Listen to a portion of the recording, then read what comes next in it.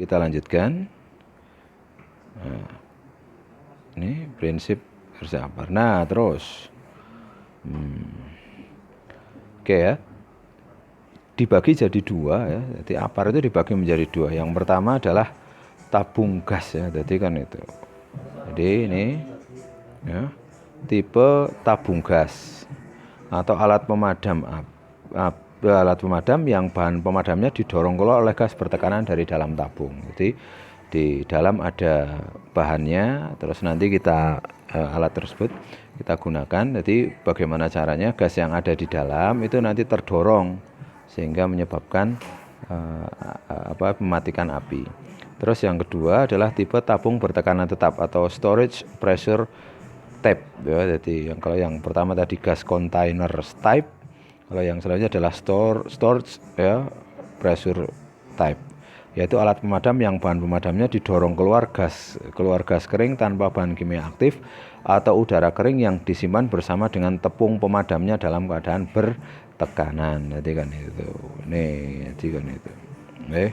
Jadi kan itu. Nanti kapan-kapan kita tunjukkan videonya ya. Jadi untuk itu. Oke ya. Jadi tipenya yang pertama tipe tabung gas, terus yang kedua adalah tipe tabung bertekanan tetap atau storage pressure type. Oke. Nah, terus bagaimana cara kita memadamkan api? Itu kan kalau misalnya kan ada pepatah mengatakan ya, tidak ada asap kalau tidak ada api ya. Jadi kan itu. Tapi kan kita juga harus berpikir bahwa kalau kita diciptakan ada api, mesti ada yang bisa memadamkan. Itu salah satunya adalah air. Jadi kan itu.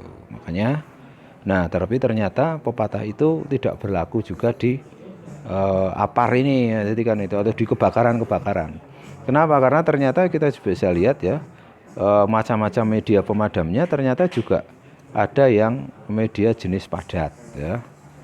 Misalnya ini ya, pasir dan tanah ya. Jadi kan itu.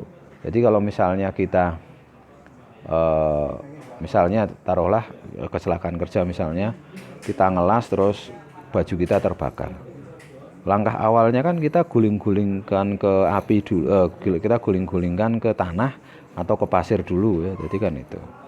Kalau kita langsung nyemplung ya nanti malah gosong kan itu ya. Jadi kulit kita gosong, terbakar. Nah, makanya guling-guling dulu. Jadi kan itu. Oke ya, jadi kan itu. Atau misalnya ya, itu ya pasir dan tanah. Terus ada juga yang jenis padat yaitu tepung kimia, pakai tepung kimia. Udah yang paling mendasar saja, misalnya jenengan ketempelan panas, misalnya panas api, tadi kan itu. Nah, kulitnya bagaimana supaya mencegah itu? Kan hanya dikasih tepung saja. Nanti kan itu. Sebelum dikasih odol kan dikasih tepung. Sama kebakaran juga sama. Kalau misalnya untuk menghindari panas yang berlebih ya, maka ada yang tipe tepung khususnya untuk logam. Nanti kan itu.